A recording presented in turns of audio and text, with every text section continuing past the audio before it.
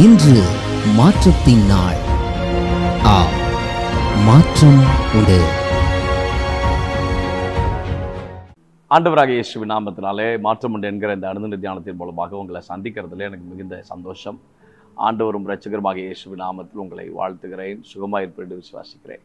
கர்த்தர் உங்களோடு கூட இருந்து நடத்தி வருகிற எல்லா பாதைகளுக்காக ஆண்டவருக்கு ஸ்தோத்திரம் உண்டாவதாக. தொடர்ந்து கர்த்தர் உங்களை நடத்தட்டும், ஆசீர்வதிக்கட்டும், பலப்படுத்தட்டும். நல்ல ஒரு சந்தோஷம், மேன்மை, மகிழ்ச்சி இந்த நாளில் உங்களுக்கு உண்டாகட்டும். பல நாளாய் காத்திருந்து வேதனையோடு இருக்கிற காரியத்தில் இன்னைக்கு ஆண்டவர் ஒரு பெரிய சந்தோஷத்தை, மேன்மையை கர்த்தர் கட்டளையிடட்டும்.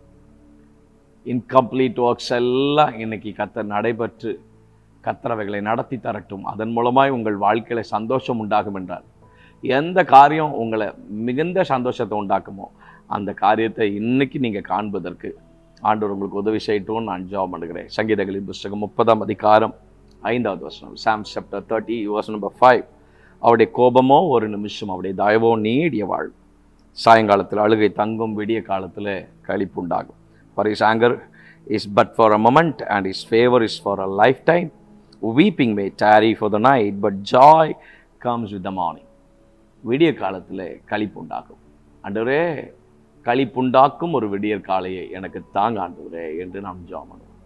கண்ணை மூடி கண்ணை திறக்கிறதுக்குள்ள காரியங்களை கர்த்தர் மாறுதலாக ஆண்டவர் முடிய பண்ணுவார்.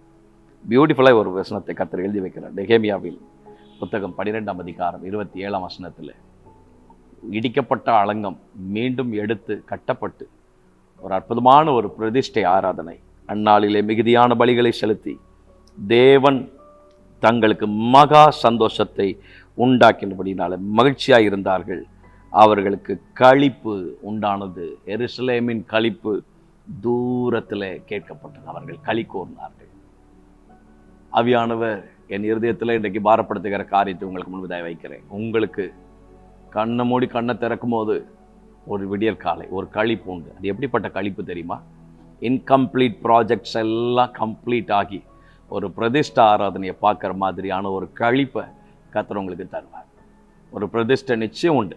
ஒரு பிரதிஷ்ட ஆராதனையை நீங்கள் கண்டு கர்த்தருடைய நாமத்தை உயர்த்துவதற்கு தூரத்தில் அந்த களிப்பின் சத்தம் கேட்கிறது. எருசலேமின் களிப்பின் சத்தம் தூரம் வரைக்கும் கேட்கக்கூடிய விதத்தில், அவர்கள் களி கூறக்கூடிய விதத்தில், இடிக்கப்படும் போதும் உடையும் போதும் அவர்கள் அங்கலாய்த்து வஸ்திரங்களை கிழித்து அழுகிற அந்த கூக்குறையிலெல்லாம் பார்த்தார்களே, அந்த ஆண்டவர் அவர்கள் பிரதிஷ்டை நாளிலே அவருடைய களி கூறுதலின் சத்தம் தூரம் வரைக்கும் கேட்கும்படிக்கு கர்த்தர் அனுக்கிரகம் செய்தார். இன்றைக்கு யாரோ ஒருவரோடு கர்த்தர் தெளிவாய் கர்த்தர் பேசி கொண்டிருக்கிறார். எல்லாமே உடஞ்சி போச்சு, எல்லாமே நொறுங்கி போச்சு. Everything is collapsed. நாங்கள் எல்லா காரியங்களையும் நொறுக்கப்பட்ட சூழ்நிலை இருக்கு. இனி எழும்புவதற்கெல்லாம் வாய்ப்பு இல்லைன்ற மாதிரி சிலர் சொல்கிறாங்க. இன்னும் ஒரு சிலருக்கு இந்த காரியம் எப்படி முடிய போகுதுன்னு தெரியலையே, இன்னும் எத்தனை நாளில் முடிய போகுது தெரியலையே, இன்னும் எத்தனை நாள் இந்த காரியத்தில் நாங்கள் பயணிக்க வேண்டும் என்று எங்களுக்கு தெரியவில்லையே. இப்படிப்பட்ட சோர்வுகள் எல்லாம் நம்முடைய இருதயத்தில் ஆங்காங்கே வந்து போய் கொண்டே இருக்கலாம். கர்த்தர் சொல்கிறார், கண்ணை மூடி கண்ணை திறக்கிற மாதிரி உனக்கு ஒரு விடியற் காலையில் ஒரு களிப்பு உண்டு. அது எப்படிப்பட்ட களிப்பு? ஒரு பிரதிஷ்ட ஆராதனை. இன்கம்ப்ளீட் ப்ராஜெக்ட்ஸ் எல்லாத்தையும் கம்ப்ளீட் பண்ணக்கூடிய ஒரு களிப்பை கர்த்தர் உங்களுக்கு வைத்திருக்கிறார். அது எப்படி இருக்கும் தெரியுமா? உங்கள் சந்தோஷம் தூரம் வரைக்கும் கேட்கப்படக்கூடிய விதத்தில் உங்கள் களி கூறுதலை கர்த்தர் ஆனந்த களிப்பாக கர்த்தர் மாற்றி கொடுக்கட்டும் என்று நான் ஜெபிக்கிறேன். இந்த வார்த்தையை சொல்லும்போது எனக்கு மிகுந்த சந்தோஷம். எல்லா குடும்பங்களையும் இந்த மாற்றம் உண்டு செய்தியை பார்க்கிற எல்லா குடும்பங்களிலேயும் கர்த்தர் இந்த சந்தோஷத்தை இன்றைக்கு கொடுக்கட்டும். இந்த மேன்மை கர்த்தர் கொடுக்கட்டும்.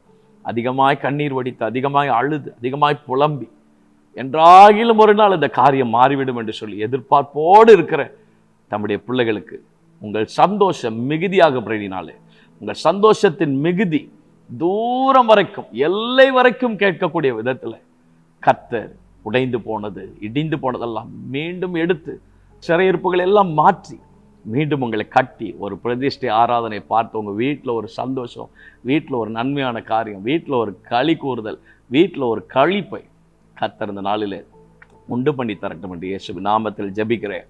மனதார நான் ஆசீர்வதிக்கிறேன். நிச்சயமா கர்த்தர் எனக்கு கொடுத்த அதிகாரத்தின்படி, தேவனுடைய ஆமீன் ஊழியக்காரனுக்கு கர்த்தர் கொடுத்த அதிகாரத்தின்படி நான் அந்த வார்த்தையை பிரயோஜனப்படுத்துகிறேன்.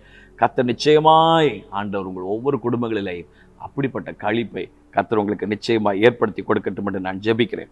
எரேமியா 31ஆம் அதிகாரம் 4வது வசனத்தில் கர்த்தர் சொல்கிறார், நீ கட்டப்படுவாய், மறுபடியும் நீ மேல வாத்தியத்தோடும் ஆடல் பாடல் செய்கிற களிப்புள்ள கூட்டத்தோடும் நீ கட்டப்படுவாய். நான் உன்னை கட்டுவேன். உங்க ஃபேமிலி கட்டப்படும். உங்க குடும்ப வாழ்க்கை கட்டப்படும். உடைந்து போன உங்க திருமண வாழ்க்கை கட்டப்படும். உங்கள் ஜீவியம் கட்டப்படும். சபையை யார் உடைத்தார்களோ அவங்க கண்ணுக்கு முன்னாடி கர்த்தர் சபையை கட்டுவார். உடைச்சவங்க கண்ணுக்கு முன்னாடியே கர்த்தர் சபையை கட்டுவார். ஊழியத்தை கட்டுவார். உங்களை கட்டுவார். பலவீனங்கள் வந்திருக்கலாம், சோர்வுகள் வந்திருக்கலாம், அதை ஆண்டவருடைய சமூகத்தில் விட்டு விடுங்கள். கர்த்தர் 1000 தலைமுறை விட்டு இரக்கம் செய்கிற ஆண்டவர் உங்களை கட்டி உங்களை களிப்பு உண்டாகும்படி கர்த்தர் செய்வார். உங்களை களிப்பாக்குவார். உங்களை மகிழ்ச்சி ஆக்குவார். தேவ திட்டமும் தேவனுடைய தரிசனம் உங்கள் குடும்பங்களில் உங்கள் வீடுகளில் நிச்சயமாய் தொனிப்பதற்கு ஆண்டவர் அனுக்கிரகம் செய்வார். 30ஆம் சங்கீதம் 11ஆவது வசனத்தில் அழகாக எழுதுகிறாரு, என் புலம்பலை ஆனந்த களிப்பாக, என் புலம்பலை ஆனந்த களிப்பாக, என் புலம்பலை.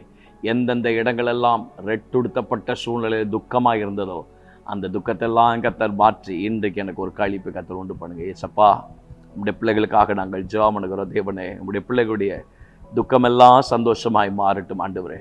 பாபிலோனியன் கேப்டிவிட்டியில் போய் அமர்ந்து கொண்டு தேவனே என்று கூக்குரலிட்ட போது கர்த்தர் உடனே தம்முடைய பிள்ளைகளுக்கு தம்முடைய வார்த்தையை கொடுத்து உன் துக்க நாட்கள் முடிந்து போம் என்று அவர்களை தைரியப்படுத்தி கொண்டு வந்து சேர்த்தீரே. கர்த்தாவே, நம்முடைய பிள்ளைகளுடைய துக்கத்தெல்லாம் சந்தோஷமாய் மாற்றும். புலம்பலை ஆனந்த களிப்பாய் கர்த்தர் மாற பண்ணும்படியாக நாங்கள் ஜெபிக்கிறோம். ஒரு களிப்பு உண்டாகட்டும். எல்லா வீடுகளும் கட்டப்படட்டும். நன்மையான காரியங்கள் நடைபெறட்டும். தேவன் செய்ய விரும்புகிற காரியங்கள் உடைய பிள்ளைகள் நிச்சயமாய் தங்கள் குடும்ப வாழ்க்கையில காண்பதற்கு ஆண்டவர் நீர் அனுக்கிரகம் செய்யும்படியாய் ஜெபிக்கிறோம். கிருபைக்குள்ளதாய் மறைத்துக் கொள்ளும். இயேசுவின் நாமத்தில் ஜெபிக்கிறோம் நல்ல பிதாவே. ஆமென். May God bless you. God will be with you. தைரியமாயிருங்க. கர்த்தர் உங்களோடு கூட இருந்து ஆச்சரியமாய் நடத்துவார். ஆமென். ஆமென்.